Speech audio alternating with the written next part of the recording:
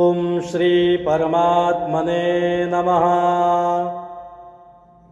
ओम श्री परमात्मने नमः। आज हामी गीताको दोस्रो अध्यायको 21 नम्बरको श्लोकबाट हामी 21 नम्बरकै श्लोक हो नि। आज हामी गीताको 21 नम्बरको श्लोकबाट अगाडि बढ्नेछौँ र 30 सम्म पुग्नेछौँ। ओम श्री परमात्मने नमः। ओम श्री परमात्मने नमः। वेदाविनाशिनं नित्यं वेदाविनाशिनं नित्यं वेदाविनाशिनं नित्यं वेदाविनाशिनं नित्यं य एनमजमव्ययम् य एनमजमव्ययम् य एनमजमव्ययम् य एनमजमव्ययम् वेदाविनाशिनं नित्यं वेदाविनाशिनं नित्यं य एनमजमव्ययम् य एनमजमव्ययम् कथं स पुरुषः पार्थ कथं स पुरुषः पार्थ कथं स पुरुषः पार्थ कथं सः पुरुषः पार्थः कङ्घातयति हन्तिकम् कङ्घातयति हन्तिकम् कङ्घातयति हन्तिकम् कङ्घातयति हन्तिकम् कथं स पुरुषः पार्थ कथं स पुरुषः पार्थ कङ्घातयति हन्तिकम् कङ्घातयति हन्तिकम् वेदाविनाशिनं नित्यं वेदाविनाशिनं नित्यं य एनमजमव्ययम् एनमजमव्ययम् वेदाविनाशिनं नित्यं य एनमजमव्ययम् वेदाविनाशनं नित्यं य एनमजमव्ययम् कथं स पुरुषः पार्थ कङ्घातयति हन्तिकम्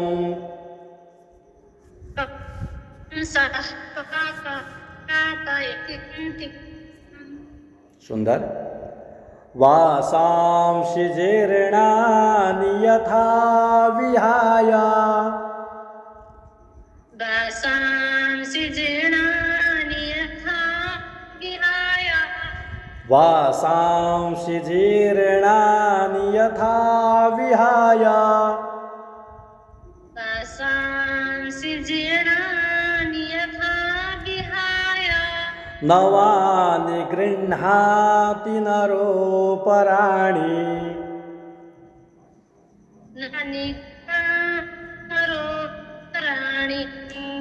नवानि गृह्णाति नरोपराणि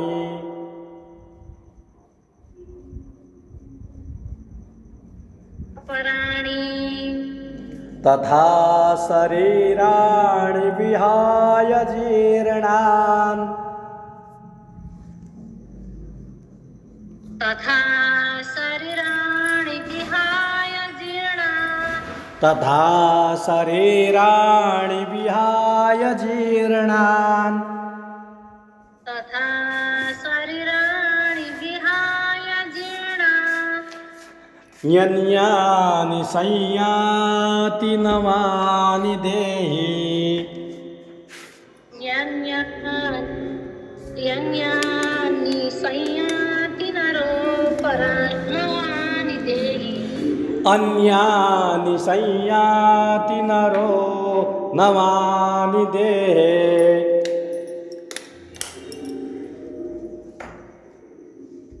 यन्यानि संयाति नवानि देहि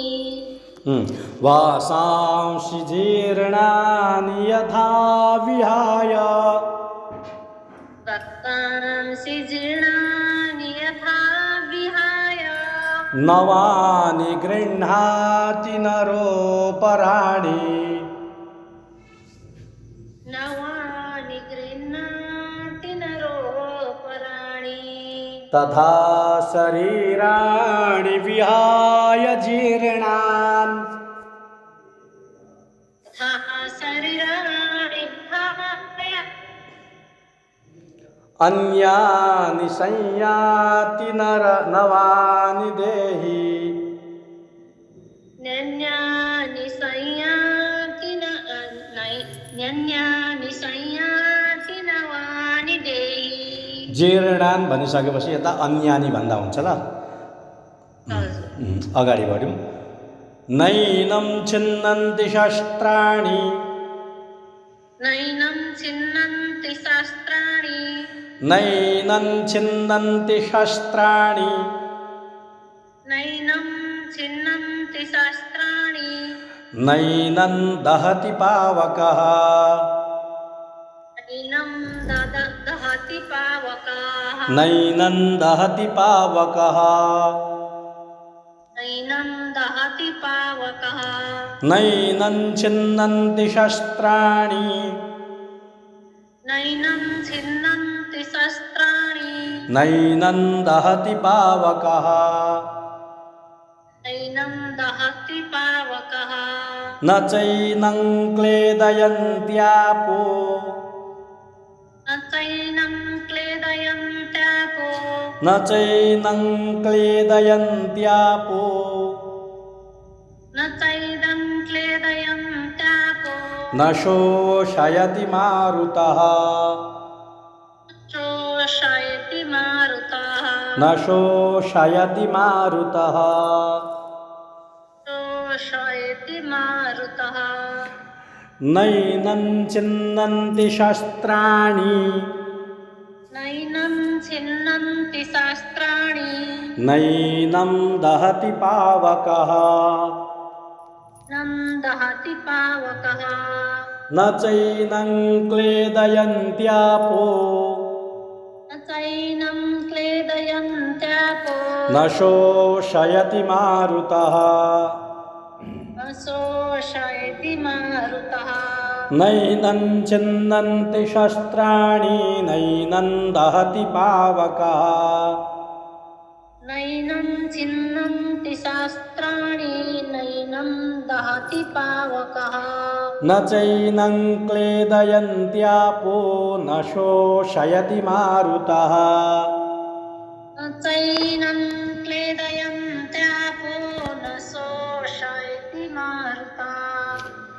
अच्छेद्यो यमदाह्यो य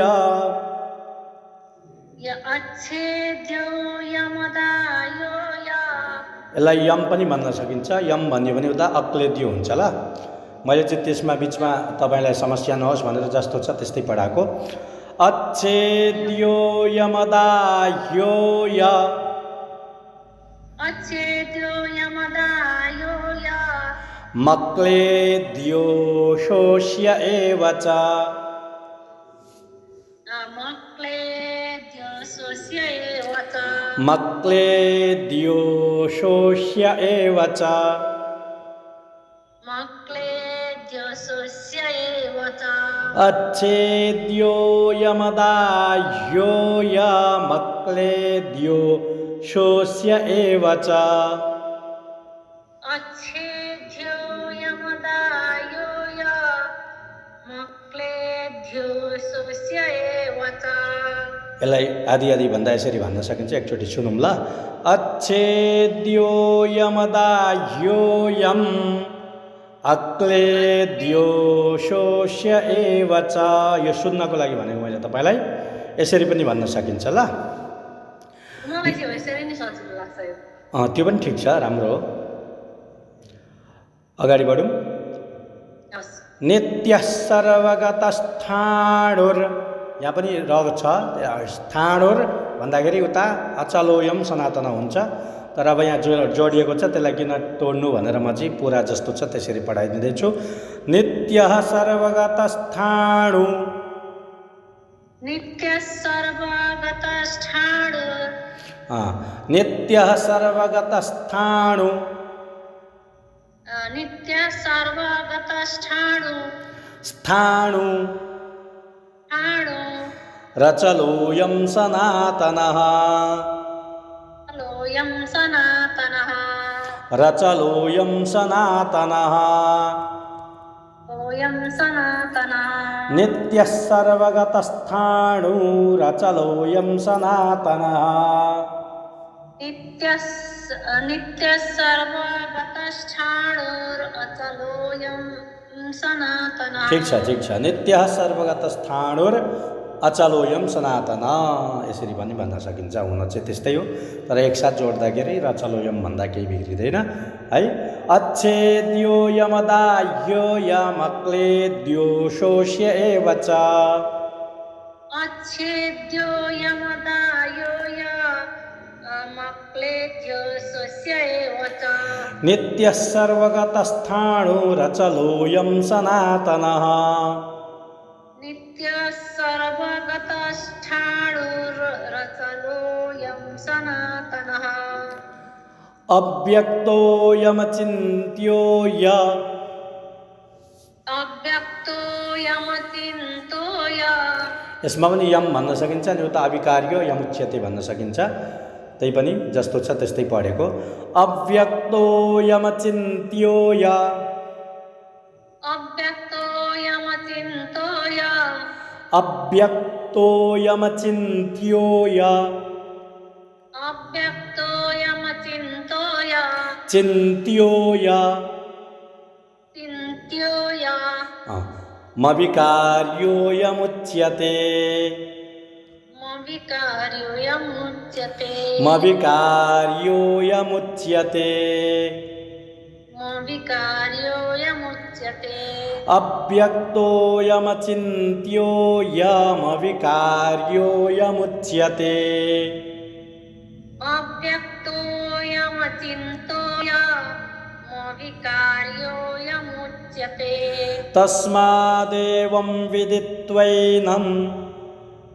तस्मादेवं विदित्वैनं तस्मादेवं विदित्वैनं तस्मादेवं विदित्वैनं नानुशोचितुमर्हसि नानुशोचितुमर्हसि नानुशोचितुमर्हसि नानुशोचितुमर्हसि तस्मादेवं विदित्वैनं नानुशोचितुमर्हसि तस्मादेवं विदित्वैनं नानुशोचितुमर्हसि अव्यक्तोऽयमचिन्त्यो यमविकार्योऽयमुच्यते अव्यक्तोऽयमचिन्तो यमविकार्योऽयमुच्यते तस्मादेवं विदित्वैनं नानुशोचितुमर्हसि तस्मादेवं विदित्वैनं नानुशोचितुमर्हसि अथ चैनं नित्यजातं अथ चेतं नित्यजातम् अथ चैनं नित्यजातं अथ चैनं नित्यजातम् नित्यं वा मन्यसे मृतम् नित्यं वा मन्यसे मृतम् नित्यं वा मन्यसे मृतम् नित्यं वा मन्यसे मृतम् अथ चैनं नित्यजातं नित्यं वा मन्यसे मृतम् अथं चैतं नित्यजातं नित्यं वा मन्यसे मृतम् तथापि त्वं महाबाहो तथापि त्वं महाबाहो तथापि त्वं महाबाहो तथापि त्वं महाबाहो नैवं शोचितुमर्हसि नैवं शोचितुमर्हसि नैवं शोचितुमर्हसि नैवं शोचितुमर्हसि तथापि त्वं महाबाहो नैवं शोचितुमर्हसि तथापि त्वं महाबाहो नैवं शोचितुमर्हसि अथ चैनं नित्यजातं नित्यं वा मन्यसे मृतम् अथ चैनं नित्यजातं नित्यं वा मन्यसे मृतम् तथापि त्वं महाबाहो नैवं शोचितुमर्हसि तथापि त्वं महाबाहो नैवं शोचितुमर्हसि जातस्य हि ध्रुवो मृत्युर्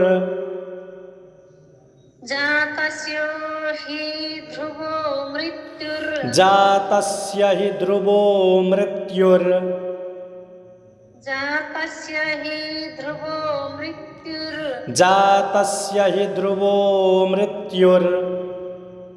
जातस्य हि ध्रुवो मृत्युर् ध्रुवं जन्ममृतस्य च ध्रुवं जन्ममृतस्य च ध्रुवं जन्ममृतस्य च ध्रुवं जन्ममृतस्य च जातस्य हि ध्रुवो मृत्युर्ध्रुवं जन्ममृतस्य च जातस्य हि ध्रुवो मृत्युर्ध्रुवं जन्ममृतस्य च तस्मादपरिहार्येऽर्थे तस्मादपरिहार्यार्थे तस्मादपरिहार्येऽर्थे तस्मादपरिहार्यार्थे तस्मादपरिहार्येऽर्थे तस्मादपरिहार्यार्थे न त्वं शोचितुमर्हसि न त्वं शोचितुमर्हसि न त्वं शोचितुमर्हसि न त्वं शोचितुमर्हसि तस्मादपरिहार्येऽर्थे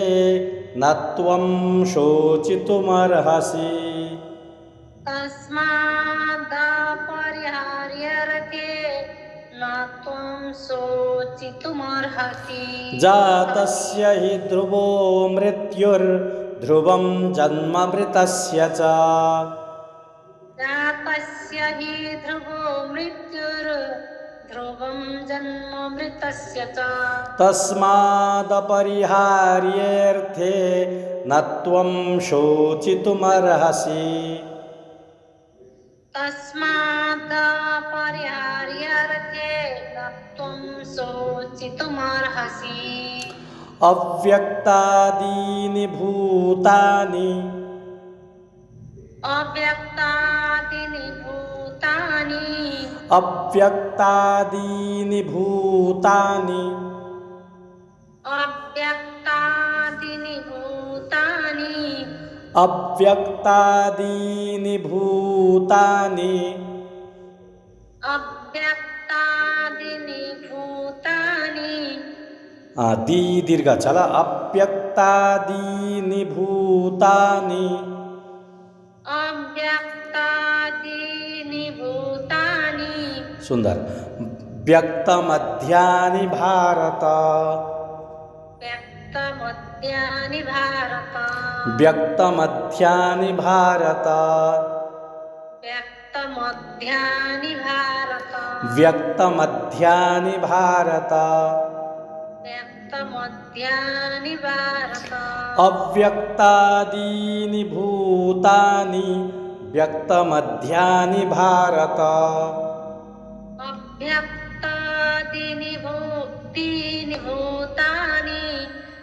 व्यक्तमध्यानि भारत अव्यक्तनिधनान्येव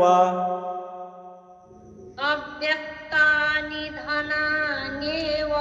अव्यक्तनिधनान्येव अव्यक्तानि धनान्येव तत्र का परिदेवना तत्र का परिदेवना तत्र का परिदेवना तत्र का परिदेवना अव्यक्तनिधनान्येव तत्र का परिदेवना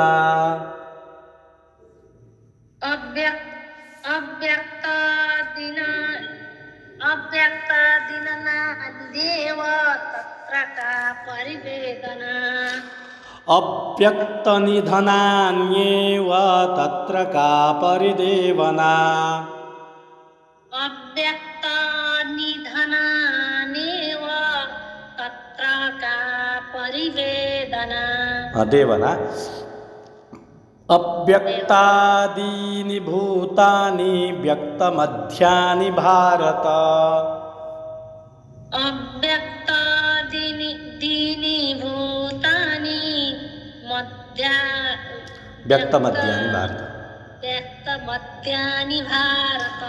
अव्यक्तनिधनान्येव तत्र का परिदेवना अव्यक्तनिधनानेव तत्र का परिवेदना देवना देवना तत्र का परिदेवना आश्चर्यवत् पश्यति कश्चिदेनाम् आश्चर्यवत् पश्यति कश्चिदेनाम् यसलाई देनम भन्दाखेरि यता तल आश्चर्य हुन्छ ल आश्चर्यवत् पश्यति कश्चिदेनम् आश्चर्यवत् पश्यति कश्चिदेनाम् आश्चर्यवत् पश्यति कश्चिदेनम् आश्चर्यवत् पश्यति कश्चिदेनम् तलको माको जग्गा आनी हुन्छ ल आश्चर्यवद्वदति तथैव चान्यः आश्चर्यवद्वदति तथैव चान्यः आश्चर्यवद्वदति तथैव चान्यः आश्चर्यवद्वदति तथैव चान्यः आश्चर्यवत् पश्यति कश्चिदेनम् आश्चर्यवद्वदति तथैव चान्यः आश्चर्यवत् पश्यति कश्चिदेनम् आश्चर्यवद्वदति तथैव चान्यः आश्चर्यवच्चैनमन्यः शृणोति आश्चर्यवश्चैनमन्यः शृणोति आश्चर्यवच्चैनमन्यः शृणोति आश्चर्यवश्चैनमन्यः शृणोति श्रुत्वाप्येनं वेद न चैव कश्चित् श्रुत्वाप्येनं वेद न चैव कश्चित् श्रुत्वाप्येनं वेद न चैव कश्चित् श्रुत्वाप्येनं वेद न चैव कश्चित् आश्चर्यवत् पश्यति कश्चिदेन मा डाइरेक्ट पनि भन्दा हुन्छ माश्चर्यवद्वदति तथैव चान्यः आश्चर्यवत् पश्यति कश्चिदेन माश्चर्य हुन्छ हुन्छ आश्चर्यवद्वदति तथैव चान्यः आश्चर्यवच्चैनमन्यः शृणोति श्रुत्वाप्येनं वेद न चैव कश्चित् आश्चर्यवश्चैनमन्यः शृणोति श्रुत्वाप्येनं वेद न चैव कश्चित् देहि नित्यमबध्योऽयम् देहि नित्यमबध्योऽयम् देहि नित्यमबध्योऽयम् देहि नित्यमबध्योऽयम् देहे सर्वस्य भारत देहे सर्वस्य भारत देहे सर्वस्य भारत देहे सर्वस्य भारत देहि नित्यमबध्योऽयम् देहे सर्वस्य भारत देहि नित्यमबध्योऽयम् देहे सर्वस्य भारत तस्मात् सर्वाणि भूतानि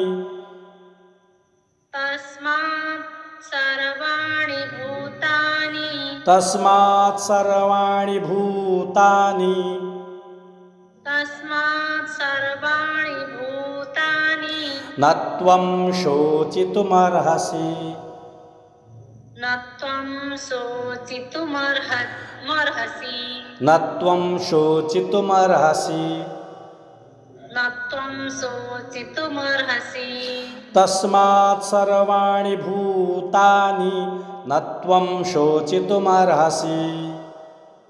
तस्मात् सर्वाणि भूतानि न त्वं शोचितुमर्हसि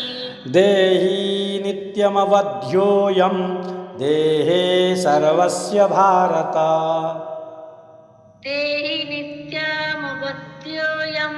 देहे सर्वस्य भारत तस्मात् सर्वाणि भूतानि न त्वं शोचितुमर्हसि तस्मात् सर्वाणि भूतानि न त्वं शोचितुमर्हसि। ॐ